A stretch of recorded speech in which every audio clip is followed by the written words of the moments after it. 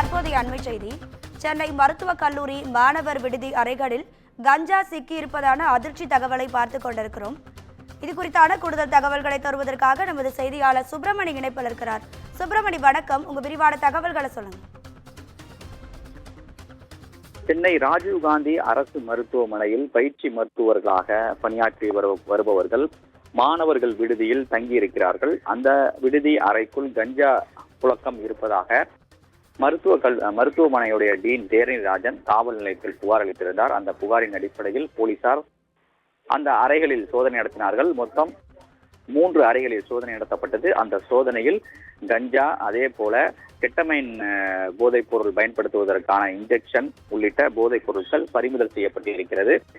இந்த கஞ்சா எப்படி இவர்களுக்கு கிடைத்தது என்ற கோணங்களில் போலீசார் விசாரணை நடத்தினார்கள்.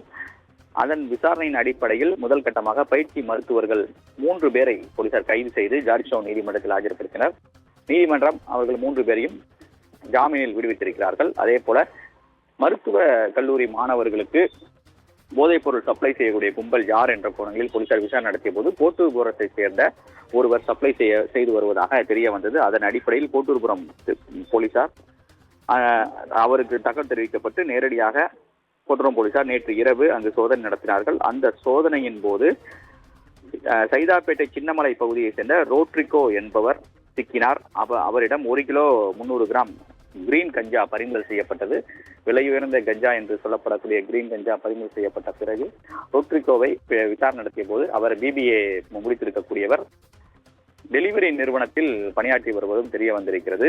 அதிக வருமானத்திற்கு ஆசைப்பட்டு இதுபோல் போதைப் பொருள் விற்பனையில் ஈடுபட்டதாக அவர் போலீசாரிடம் வாக்குமூலம் அளித்திருக்கிறார். அது மட்டுமல்லாமல் இன்னும் சிலர் இதில் தலைமறைவாக இருப்பதாக போலீசார் சந்தேகித்திருக்கிறார்கள். அது தொடர்பாக போலீசார் விசாரணை மேற்கொண்டு வருகிறார்கள். மேலும் மருத்துவக் கல்லூரி மாணவர் விடுதிக்குள் போதைப் பொருள் நுழைந்திருப்பது அதிர்ச்சியை ஏற்படுத்தி இருக்கிறது. அதனால் மருத்துவமனை டீன் தேரணிராஜன் தலைமையிலான மருத்துவக் குழுவினர் மாணவர்கள் விடுதியில் கண்காணிப்பு பணியை தீவிரப்படுத்த உத்தரவிட்டிருக்கிறார். அது மட்டுமல்லாமல் இது போன்ற போதைப் பொருள் விற்பனை சப்ளை செய்யக்கூடிய செயலில் யாராவது ஈடுபட்டால் அவர்கள் மீது நடவடிக்கை எடுக்கப்படும் என்றும் தெரிவிக்கப்பட்டிருக்கிறது. உங்க தகவல்களுக்கு நன்றி சுப்பிரமணியன்.